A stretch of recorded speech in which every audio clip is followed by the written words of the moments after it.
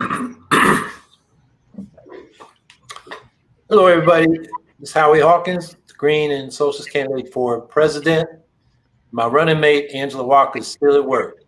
She's been at work since 4:30 this morning. And sometimes, at least she's going to make overtime this week, but maybe she'll come on later, but she was still at work a little while ago. So maybe just me, and we have a special guest we'll introduce in a minute.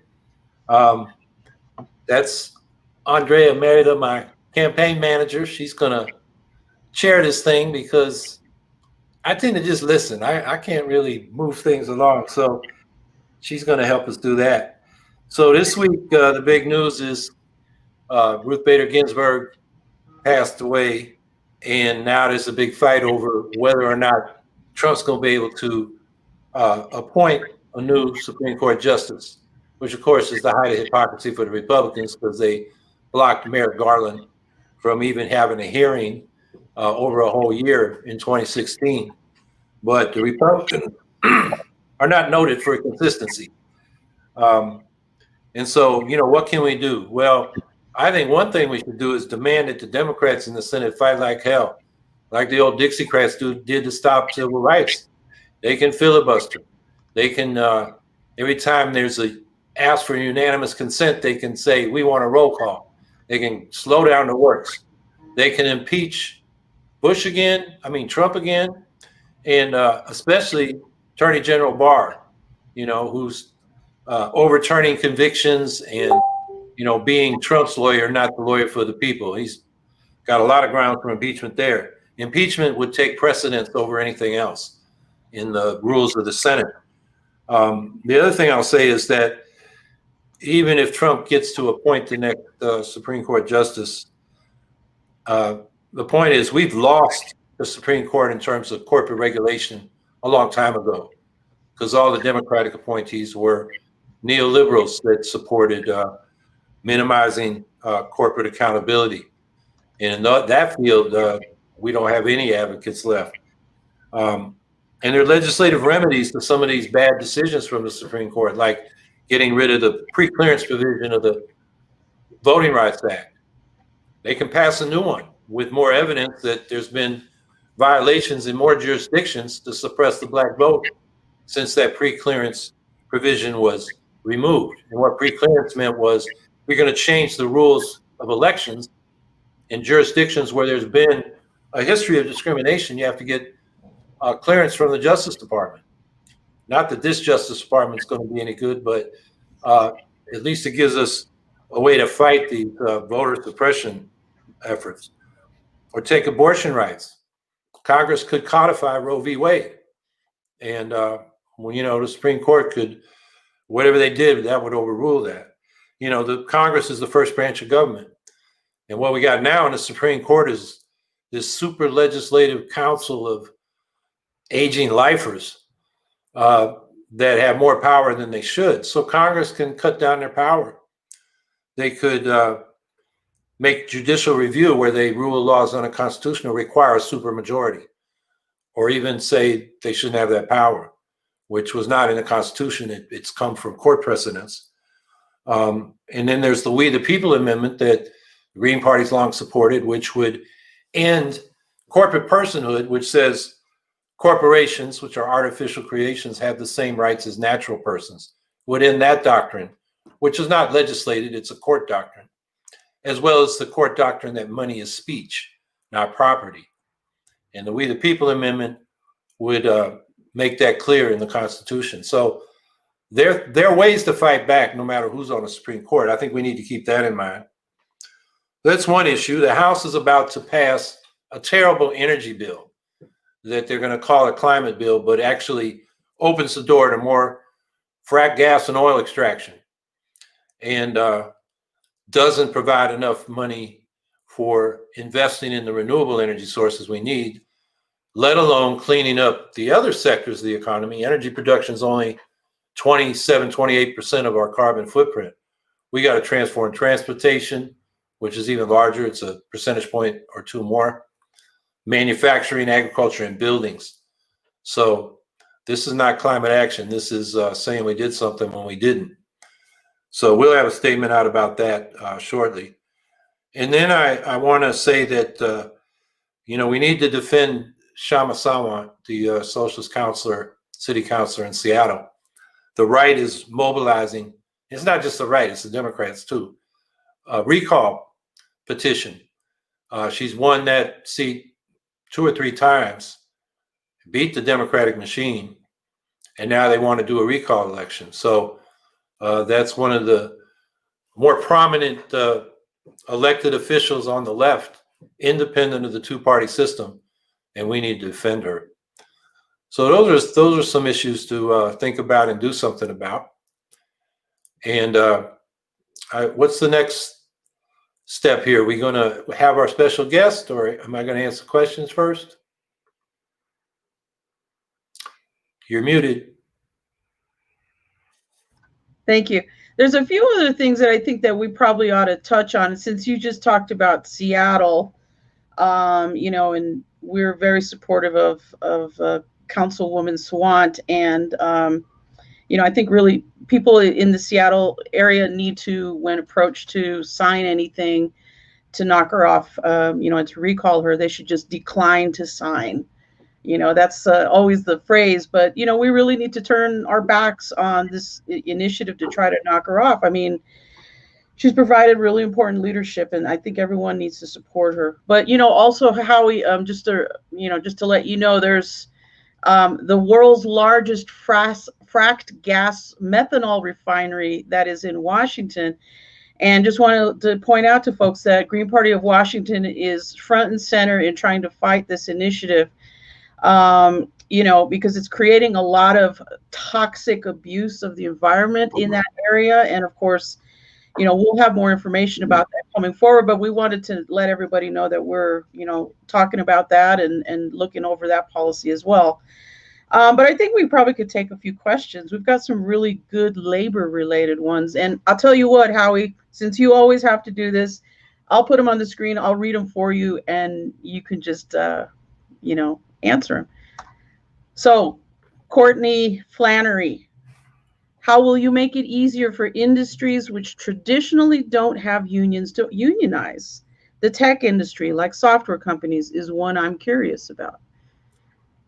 Well, in terms of labor law, there's been on the hopper since Obama ran, the idea of card check, which means when a majority of the members of a factory or an office or a shop sign a card, they have collective bargaining rights, and the employer is obligated to bargain with them. That's legislation. They called it Employee Free Choice Act back 10 years ago, but now they've got a new name for it, which I can't recall at the moment. But that's an important piece of federal legislation that I think we can win. The Democrats on paper have been for it for a long time. We just got to build the pressure on them to enable that. And then there are many more labor law reforms, like the parts of the Taft-Hartley Act back from 1946, which hamstrings unions' ability to organize and support each other. It outlaws secondary boycotts. It limits the kind of political activity unions can do. It makes solidarity strikes illegal. And, solidarity is the watchword when you're organizing in the labor movement. And these laws, they also open the door to right to work laws in states. So that needs to be repealed. And then I think, the traditional labor movement is not, it's on the defensive. And instead of organizing workers, they tend to, when they have a dispute with a company, organize a corporate campaign, hire some consultants, do some advertising, and that kind of thing, rather than organizing the workers whose ability to withhold labor is really powerful.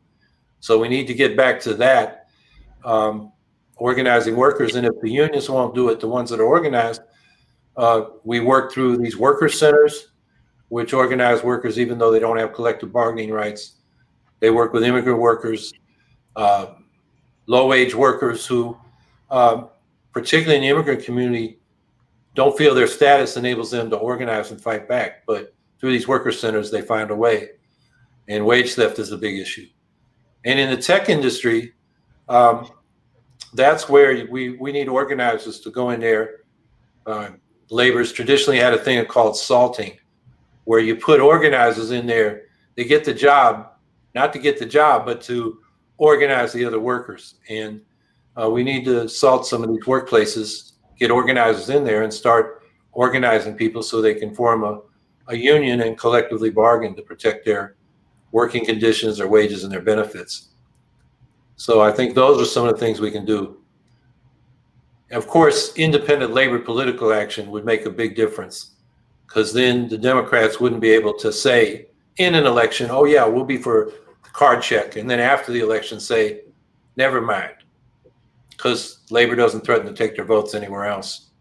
So they have no leverage. Well, this is a really interesting question too, related to the whole, the scope of labor.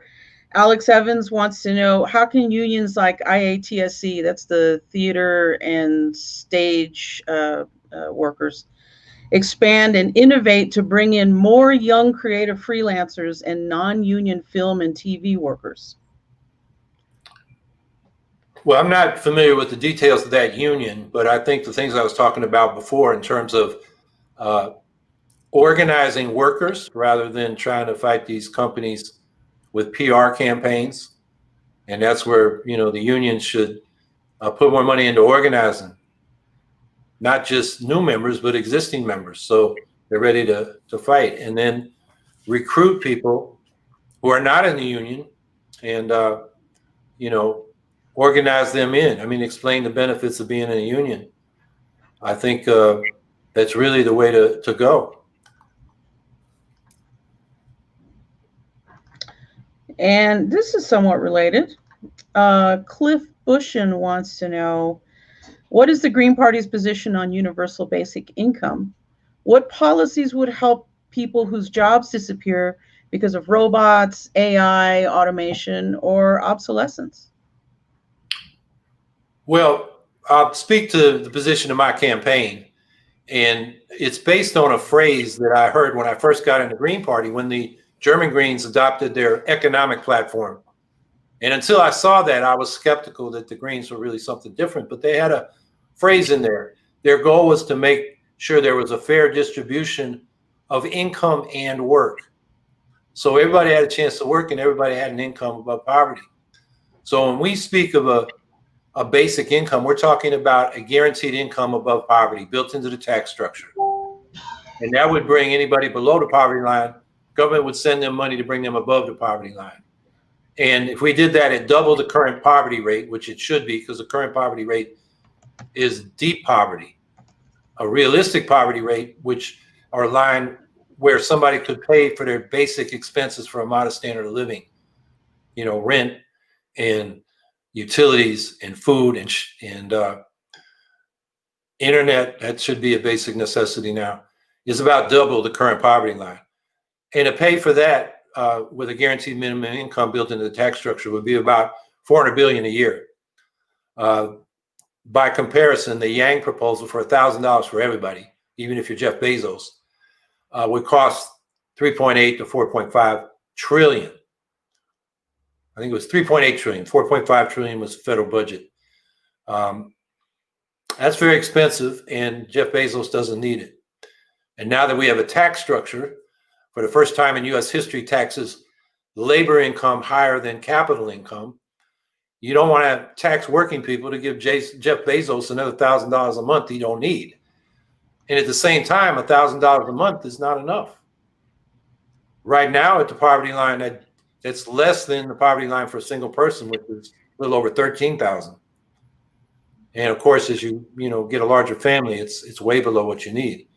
So we think the guaranteed income is a better way to make sure everybody's above the poverty line. Now, how do you distribute work when we're becoming more productive all the time and need less labor?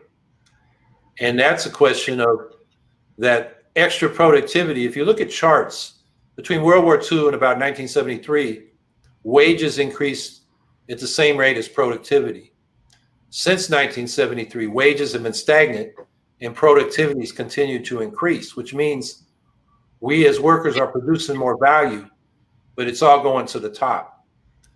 Now, short of socializing the whole economy and having all the private sector businesses be cooperatives where people get the full fruit of their labor, we should have a way to tax that surplus and distribute it to people like a social dividend. And that way you could have 30 hours work for 40 hours pay. So people are working less, but they're getting the same income. And Andre Gortz, a French theorist, and it was translated in English, a number of books in the late 80s and 90s. And he talked about proposals to do that. And I think we need to look at those again to figure out how to make sure everybody's working, but maybe less hours. Everybody's got enough income. And I think that's the way to proceed on those questions. So we actually have your guest ready to queue up here. And why don't you introduce her and just say a few things about her? We'll bring her on. Okay, her name is Madeleine Hoffman. She's the Green candidate for the U.S. Senate in New Jersey, running against Cory Booker. And she's for a Green New Deal. Cory Booker's not. She's for Medicare for all. Cory Booker's not. She's a longtime peace activist. She's for deep cuts in military spending, peace initiatives to get out of these endless wars and deal with this crazy nuclear arms race. And Cory Booker is not. So she's the kind of candidate that Green should support. There she is. Hello. And so welcome, Madeleine. Tell us a little more about yourself, and then what you're running on, and people can ask you questions. Sure, and thank you so much for having me on this Tuesday night live stream. I've watched a number of the episodes, and always learned a lot from listening in, and I'm honored to be asked to be invited to be on the show. Yes, I am running against Senator Cory Booker, and yes, I was a longtime peace activist and still am.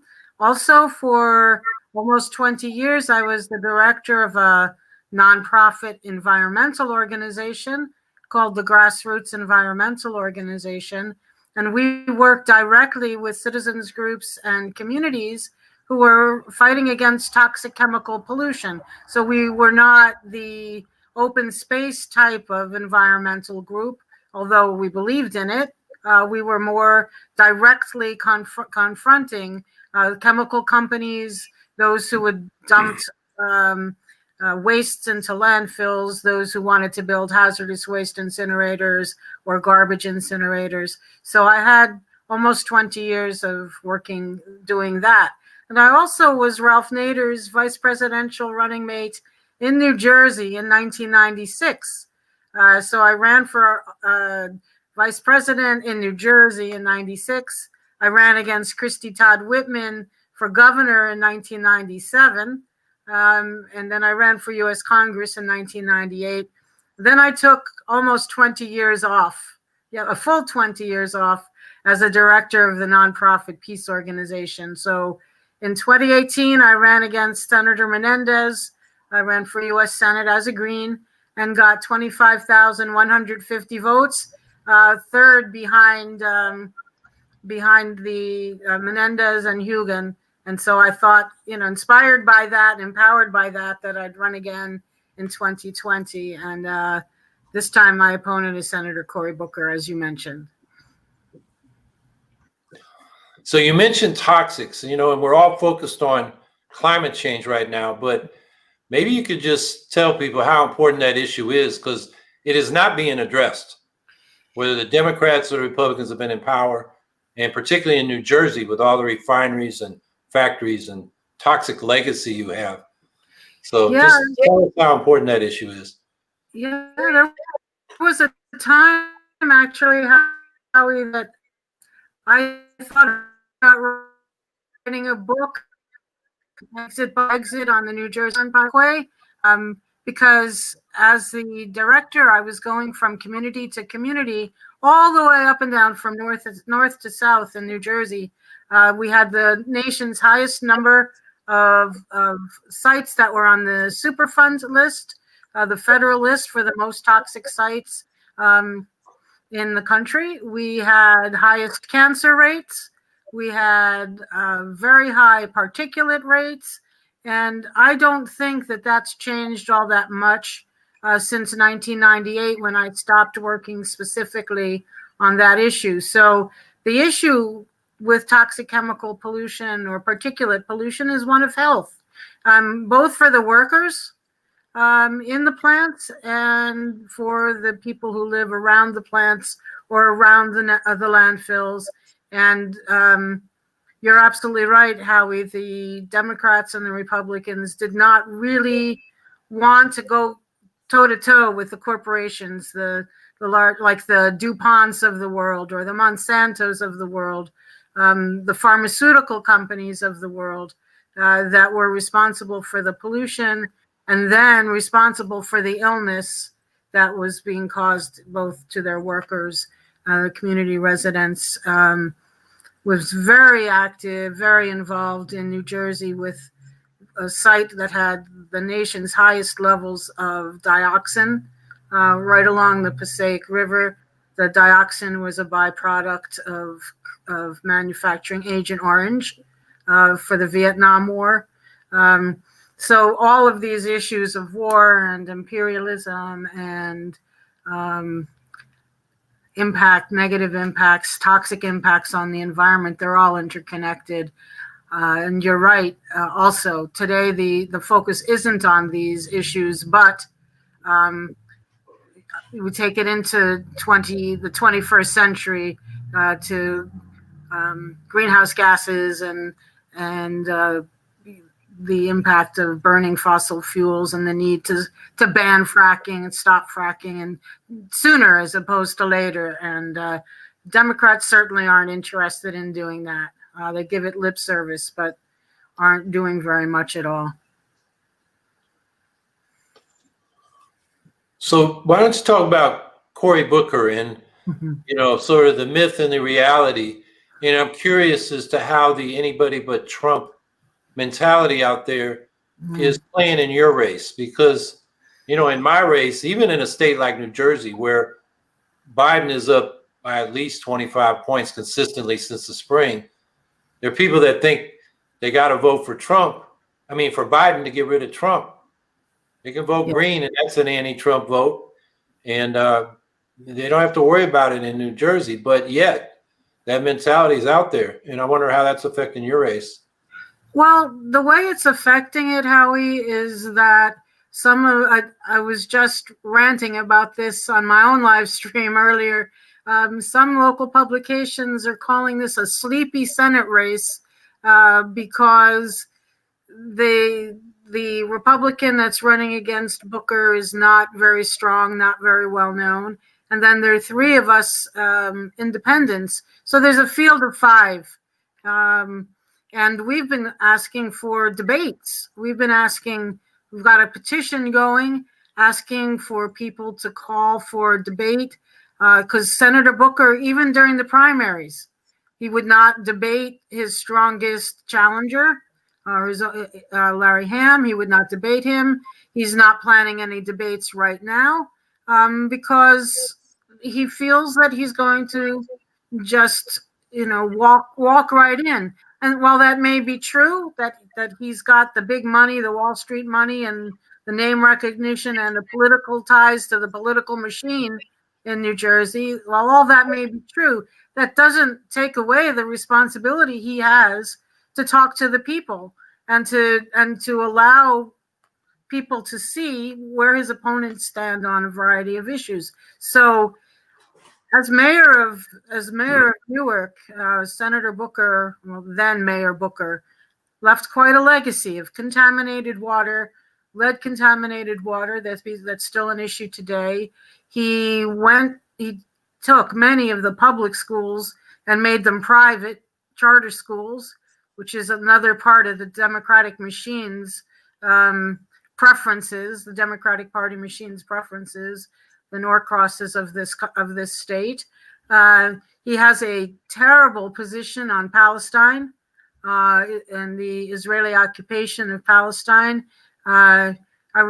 If you may recall that during his race for president, he was asked directly what he would do about the Israeli occupation of Palestine. And he said to the questioner, "Oh, I'm sorry, if the Israeli occupation of Palestine is your issue, go find yourself another candidate." So Senator Booker, and then on policing too, everything he's proposed, the Accountability Act for policing, there are some good, important reforms in it. But as the mayor of Newark, his track record, what happened with police brutality under his watch was pretty poor. And the commissioner of the police in Newark was transferred to Chicago and continued the same legacy there. So we were saying that he's not about to defund the police. As you said, he's not going to defund the military. He's not going to put restraint on the military. In fact, when Donald Trump ripped up the Iran deal, we thought, well, he was relieved, I think. I'm guessing, because as the director of the peace organization, we had to fight like heck to get him to even sign on to the Iran deal in the first place. And so now he says he doesn't think he would enter into any other kind of agreement with Iran, which obviously, if you don't have an agreement, you've got a more aggressive stance. And how is that any different? How is that any different from where the Republicans stand? In my book, it's not any different at all. So, yeah, we are trying, as a Green Party, we are trying to inform the public in New Jersey that even if we got 5% of the vote, the way that Democratic Party candidates have won this state in the main has been by 15%, 12%, 15%, 17% of the vote. So even if we were able to pull the 5% that we need for the presidential race, and 5% would be really good for us, it won't affect the outcome of the race. We won't go Republican. People don't need to be afraid to cast their vote for the candidate that truly reflects their values. Yeah, I think they need to be afraid of Democrats like Cory Booker. I mean, what you just described was neoliberal economics. He was notorious for charter school privatization in Newark. And then his foreign policy is neoconservative. Yes. That's the bipartisan consensus on economics and foreign policy. So, with Democrats like that, who needs Republicans? That's the problem. And that's, I think, a message we got to get across to people, particularly in the down ballot races. I understand why Trump is, people rightfully afraid of this guy. But Cory Booker, he could become a Republican tomorrow and it wouldn't really change, or a Republican could replace him and it wouldn't change the votes on the issues before the Senate, where most things pass by unanimous consent.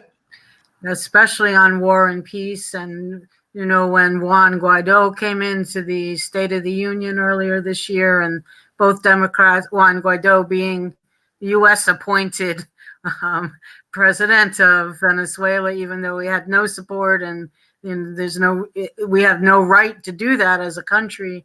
Remember, people on both sides of the aisle stood up and gave him a standing ovation. So what bothers me, Howie, and you may have experienced this too. Well, I know you've experienced this too across the country.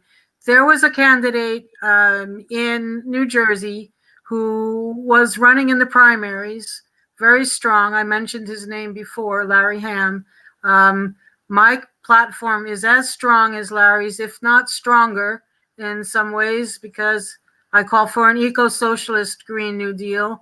I call for a lot of the changes you were talking about for workers and the like. And I'm not in favor of I don't believe the capitalist system is going to answer all these questions. What gets to me is that the same organizations that endorsed him in the Democratic primary won't even consider an endorsement of me in the Senate race.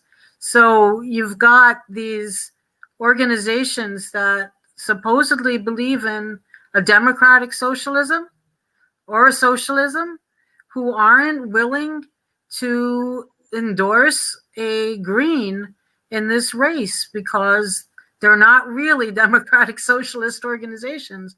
I mean, if they were in favor of Bernie Sanders, they should embrace my platform and then some, because I go further than Bernie Sanders. But there's this whole curtain or something, wall in between these organizations and anybody that doesn't have a D in front of their name. And that's the dynamic that's a dynamic that has to change, because as you added and as I said, what's the difference? What's the difference? And Joe Biden has said he's not going to ban fracking. If he said it once, he said it 100 times. He's not going to endorse Medicare for all. If it comes in front of his desk, he's going to veto it. So I really put the call out to people to analyze and vote based on person and policy, not on political party. And don't be afraid, especially in New Jersey, to break out of that box, that Democratic Party box, and vote for somebody or endorse somebody who's really working to address the needs of all the people, not just the rich, not just the elite, not just Wall Street, not the corporations, the private companies. And you know what I'm talking about, Howie. You've come across it a lot too.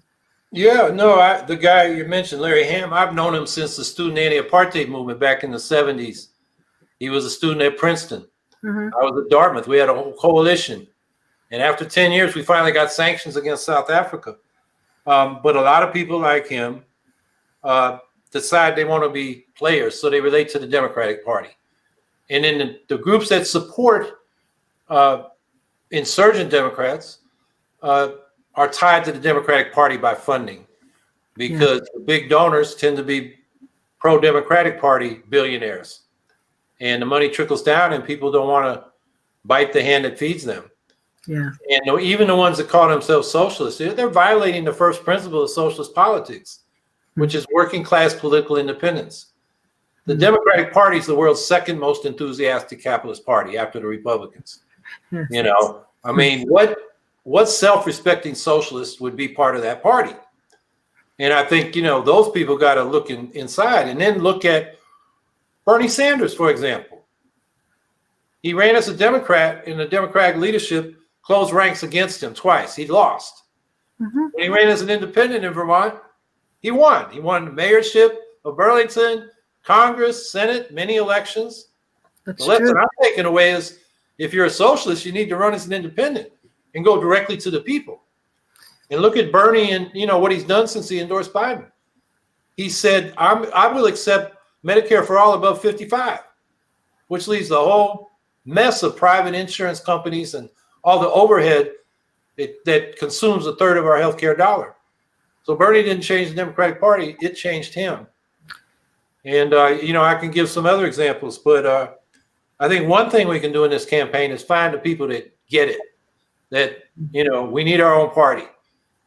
And I'm hopeful. I expect Biden to win. The polls have been consistent since the spring. The bigger problem is not where he's going to get the votes, whether they'll be counted, because the Republicans have all kinds of tricks up their sleeves. We've already seen voter intimidation. But assuming a Biden administration, he's going to disappoint progressives. And that'll be when we need to be ready to bring them in and continue this fight. So, well, and just to add a little bit to that, you know, we hear all the time the people saying that, well, you know, we'll vote Biden in and then we'll move him to the left. Or I suppose they might say the same thing about Cory Booker. We'll vote him in and then move him to the left. But the Green Party, the Socialist Party, the Green and Socialist unity that we have, we don't have to be moved anywhere. We've been standing right there. We've been standing in that place for many years. You look at your track record, you look at my track record, you know, as an activist for the better part of the last 40 years. I have a consistent point of view on all these issues. And if you want somebody to represent that, then I'm the candidate you need to vote for. You check out my website, which you can see there, HoffmanForSenate.com. You can donate to the campaign by HoffmanForSenate.com/donate or HoffmanForSenate.com/volunteer. We just got our shipment of 750 lawn signs, Hallie, and we need to get them out all over New Jersey in a week because, talking about mail-in voting, we have to start voting right away, and we want to get our advertising out as soon as we can. So we need to blanket the state with the signs and just our message, because it is a consistent message. At this women's speak out event we had on Sunday, Jill Stein mentioned a Hill survey that just went out last week that showed, despite all the publicity to the contrary, despite all the anti-Trump rhetoric, still 60% of those polled believe we need a third party, believe we need to go in a different direction. So if we can get our message out directly to the people without filters, just straight to the people, and see, let them know what we stand for. There's no move. We don't need to be moved. We're right where you want us to be. And I think that's really one of the messages we need to get out loudly and strongly. Yeah, somebody was talking to me about the lesser evil voting and saying, well, you should do it in the safe states. And they said, we need to do like, they said, people made Roosevelt. Roosevelt said, well, make me do it. Mm-hmm. That's when A. Philip Randolph threatened to march on Washington during World War II by black workers who were being discriminated against in the industries that had opened up. Mm-hmm. And the thing is, Biden isn't saying, make me do it. No. He's saying, go away. Get off the ballot. Shut up, be quiet. And so I don't think that's a good analogy. When people talk about pressuring the next administration, what leverage do we have? The workers can stop work. I saw a call today from Harvey Wasserman, who you probably know, anti-nuclear writer, activist, and I forget his co-author, but they said, is it time for a general strike to stop the next Supreme Court appointment by Trump? I have to get people out if they're concerned enough, but that's the kind of thing. It was not a general strike, but a mass march by black workers on Washington by A. Philip Randolph.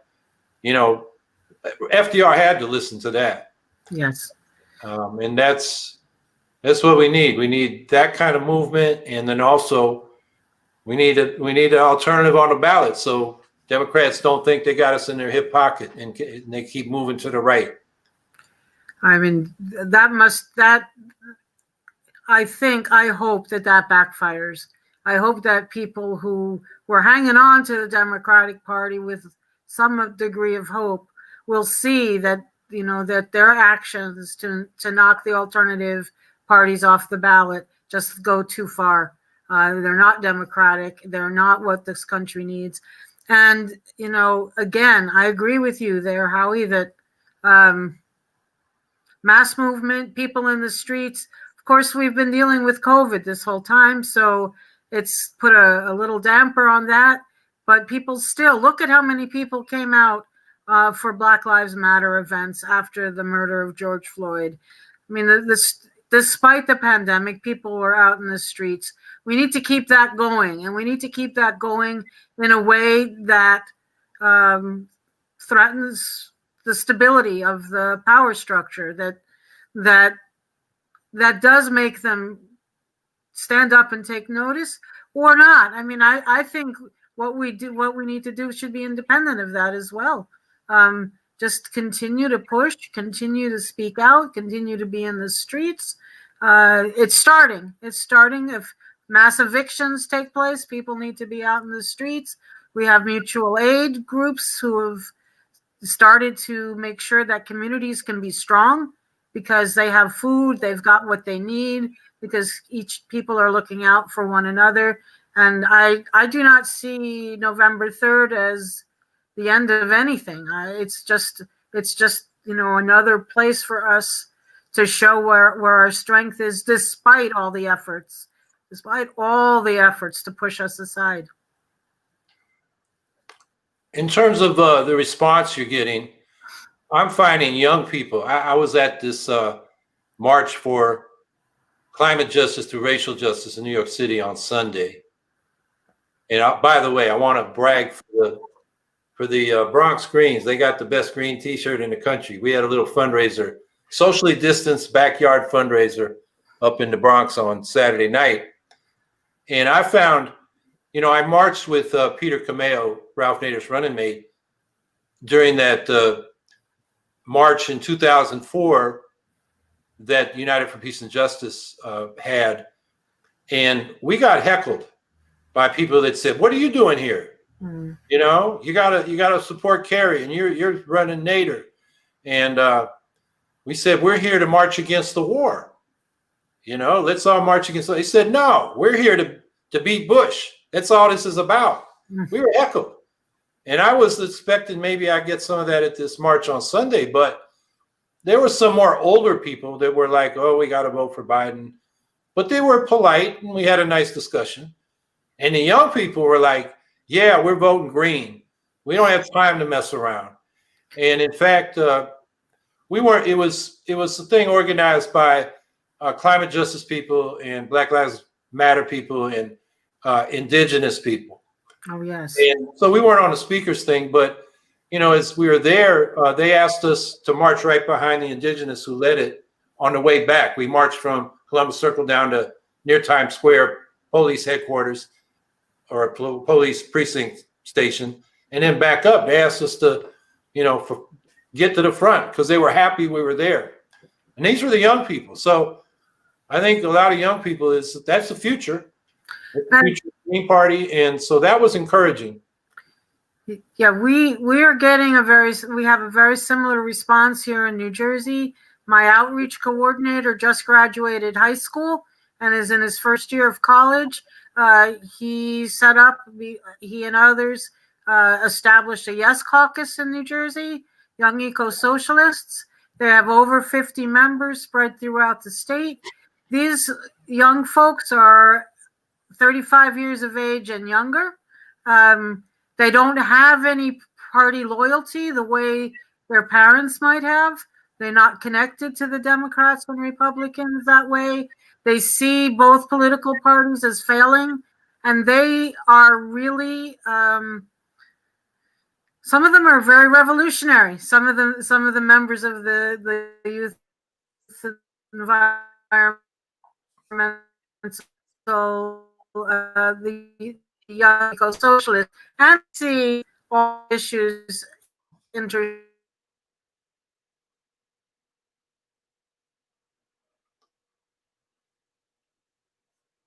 Marilyn, you're frozen, at least from my point of view.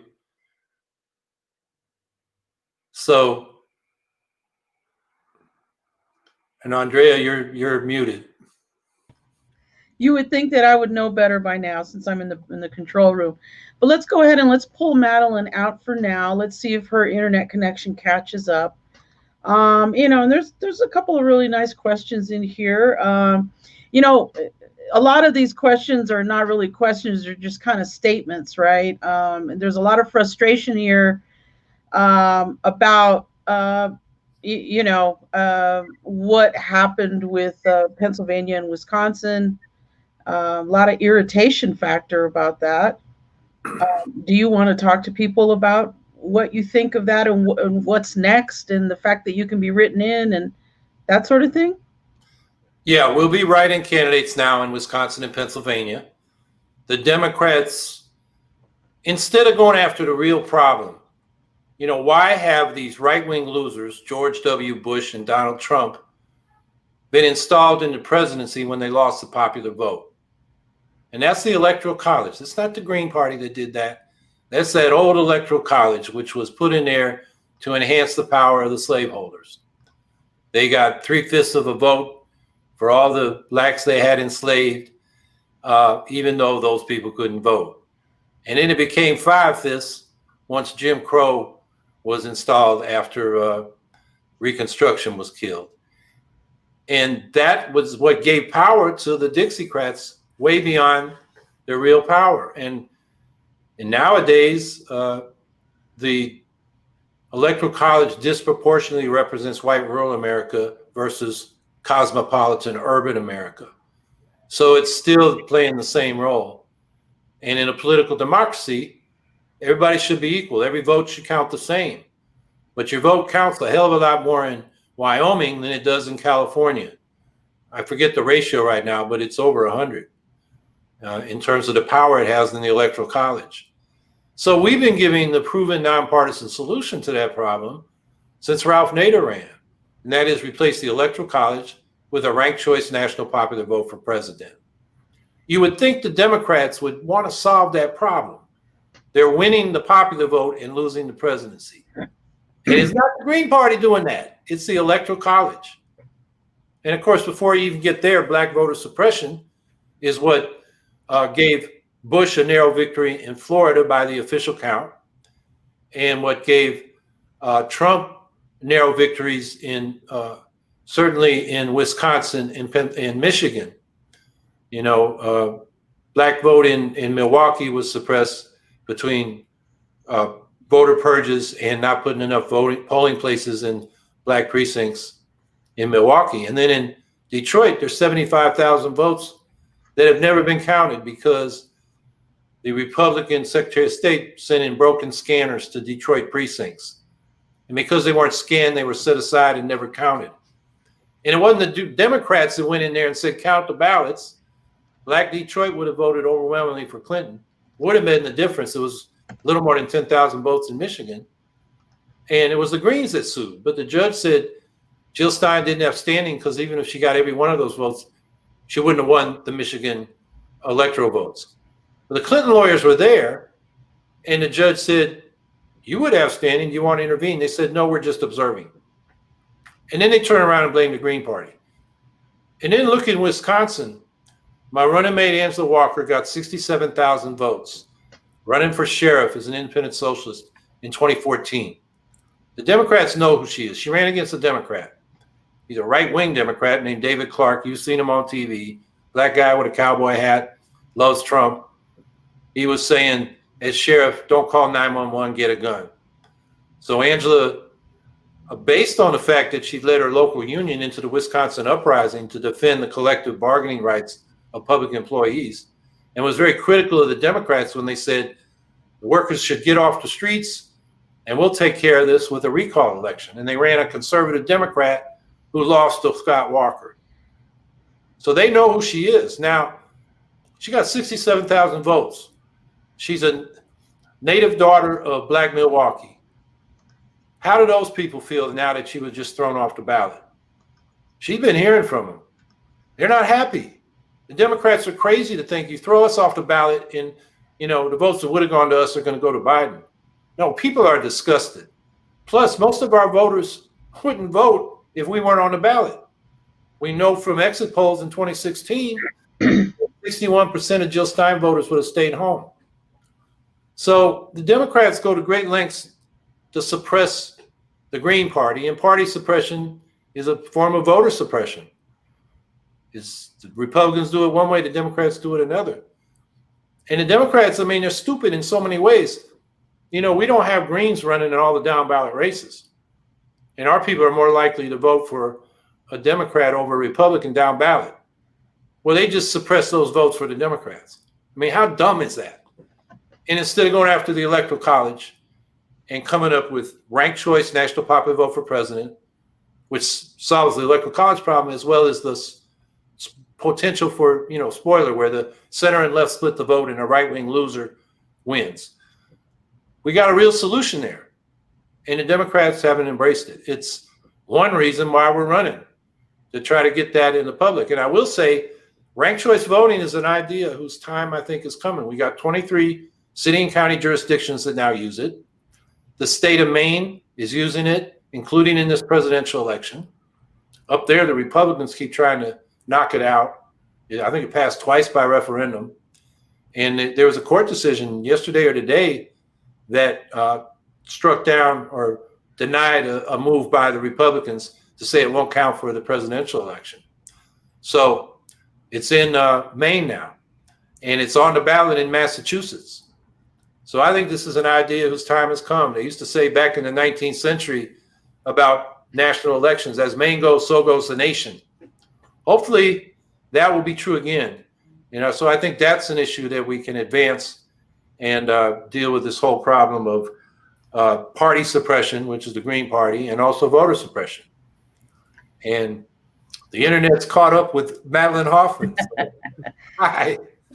Our broadcast is getting closer to the end, but there's a question here that I thought both of you could answer. One from the perspective of president, and the other from the perspective of a member of the U.S. Senate that would have some impact on this question, and that is, Zeke Kramer wants to know, Howie as president and Madeline as a U.S. senator, who would you nominate or recommend for the Supreme Court? Well, first woman that comes to mind is Sherilyn. She's head of the NACP Legal Defense Fund. Sherilyn Eiffel. Might not be pronouncing her name correctly, but I've certainly seen her talking about civil rights issues, which I think is a top priority. This country still doesn't enforce its civil rights laws. Look at the Fair Housing Act. We're more segregated now than we were when that passed in 1968. And she's certainly been on the case for suppressing the black vote, which has collateral damage to other minorities and low-income white people on things like photo ID, which requires a driver's license. I did an interview today with the badger of the University of Wisconsin at Madison, and we were talking about how the photo ID up there not only affects Black Milwaukee, it affects mostly Democratic students at the University of Wisconsin. The Republicans did that on purpose. So there's a lot of people concerned. So Sherilyn Eiffel, I think I got her name right. I'm probably getting it wrong. But so that would be my first, off the top of my head choice. So. And for me, I haven't given a lot of thought to the specific person, but I would be one of those senators at this point who would probably say, since there was such a brouhaha over the appointment or the nomination that needed to be made after Antonin Scalia's passing, that we should really not be in a rush to take care of this now. But if it went forward, because I think there's a lot of hypocrites out there right now about this whole process. If it went forward, I would vote for somebody. I would confirm somebody who stood for civil rights, human rights, indigenous rights, people's rights over the rights of corporations. And so it would be based on issues, my confirmation. I don't have a specific person in mind, although Howie's suggestion sounds excellent. Legal Fund of NAACP sounds like an excellent choice. Well, great. There was one other question that was in the stream for you, Madeline, and that was based on, and I'm having trouble pulling it up, but it was based on, as a Green in the U.S. Senate, how would you be able to move initiatives in the Senate? And if you were elected, you would probably be one of very few Greens in the Senate, present. So what do you think about that? That's an excellent question, one that I have thought about a lot.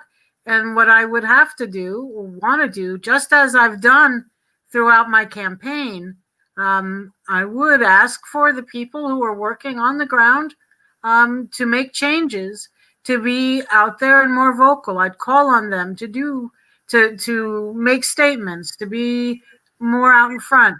I'm working with the group that wants to shut down ICE, and especially in light of the forced hysterectomies that took place. We know if we work with people who were detained in the ICE detention centers, and that's an issue that comes up, those voices would be brought into the Senate by me. I also think that the Senate needs Greens because when we get, it's hard for me to even say the words, but there are a couple of progressive Democrats in the House and Senate right now. And all they have are people on the right pulling them further to the right. If they come out, take a strong stance on Israeli occupation of Palestine, for example, or ICE or something else, or money in politics, or ranked choice voting, people on the right pull them. I think the Greens need to start to build that presence so that we can pull people to the left.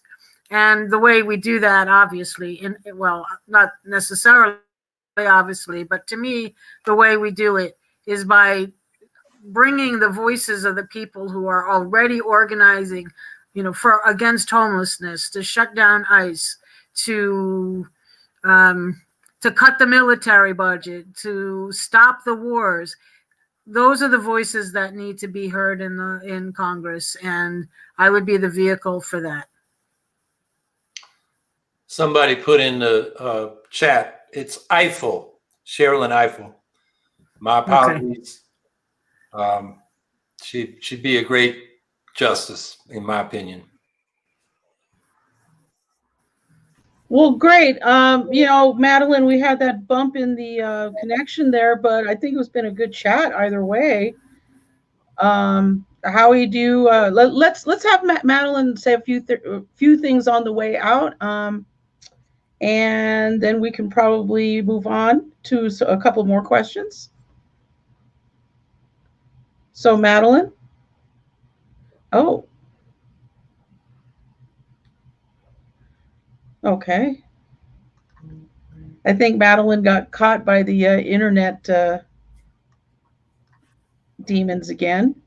But we're just about the end of the show right now. Howie, do you want to say some things going out? Yeah, I think, it's anybody but Bush. I knew this would be, I keep saying Bush because we've been through this before. I did a whole book on it about independent politics after the 2004 election. Anybody but Trump. Strong sentiment out there. It's a tough year for us, given that. But, Biden is likely to be the next president, and he's going to disappoint progressives. And that will be our opportunity to really expand and begin electing. I've been saying we need to elect thousands of Greens to local office, and then from there to state legislatures and Congress. And we got to move fast. While the adults, I always say Trump calls climate change a hoax, but Biden acts as if it's a hoax because his climate policy is, pro-fossil fuels, pro-nuclear power. The money he wants to invest in clean energy is far insufficient. They say in the Democratic platform, this came out of the unity working group between Biden and Sanders. They said they're going to retrofit, I think it was 5 million buildings in the first 4 years. And there are 120 million buildings in the country. And at that rate, it'll take 150 years. Meanwhile, a young woman who doesn't let all this confusion confuse her and is trying to tell the elder people, talking about Greta Thunberg, she's pointing out that the International Panel on Climate Change's last report on 1.5 degrees said the global carbon budget is 420 gigatons carbon before we go over 1.5 degrees, inevitably because of the carbon in the atmosphere. And we've emitted 42 gigatons carbon in the 2 years each year since that report was issued. So we got 8 years left before we blow through that budget. And then she says, the house is on fire. You need to start acting like it. And all I can say is we're acting like it in the Green Party and among the whole eco-socialist movement. And we got to, really start explaining to people why this system has got to change. Capitalism is a system of endless growth. The problem is we live in a finite world, and this system is consuming the environment, destroying the ecosystems. It's not just climate change, which is that is it. Climate change is doing that to ecosystems, but the toxic waste and the land use forms are destroying habitat, contributing to species extinction, ecosystem collapse. And when ecosystems collapse, agriculture collapses because they are part of the ecosystem. And then people starve. I mean, that's what we're facing with this climate crisis. Some of the climate scientists say if we go on a business as usual scenario, we'll lose 90% of our food production capacity in agriculture. So how are the other 90% of humanity going to feed itself? I mean, that's what we're facing. It's not just heat waves and stronger storms. It's an extinction event, or at least a genocidal event. So we need to move fast. So we need to elect thousands of local Greens as we go into 2020s, and then move very quickly into higher levels of government. And that's really the imperative, because the Democrats, as I said, they're the world's second most enthusiastic capitalist party after the Republicans. And they spend more time imitating them and trying to knock us off the ballot than really solving problems. And as I like to say, real solutions can't wait. So I'm just, I guess, saying keep the faith, struggle through this election, and be ready after the election. And of course, we got to make sure the vote is counted and the right wingers don't disrupt things with these ragtag white vigilante groups that are armed to the teeth. I don't think they can overthrow the government, but they can cause a lot of hurt and even death. And Trump's talking about, you know, he said this openly. I mean, this guy, he can't even keep a secret. He said he wants a new Supreme Court justice because he's going to take the election to the courts. And he's counting on them doing a Bush v. Gore thing where the court selected our president, which comes back to the Supreme Court. Like I said at the opening, we got to cut the power of that super legislative council of aging lifers. That's not a democracy. So those are some closing thoughts. As I always say, you know, be careful out there. COVID is real. We just hit 200,000 deaths. The latest report from the epidemiologists at the University of Washington project 378,000 deaths, almost double what we have now by the end of the year. So this is serious. People are still getting sick and dying. It's about 1,000 a day right now. So be safe. Take care of yourself. Stay active on the campaign. And have a good evening.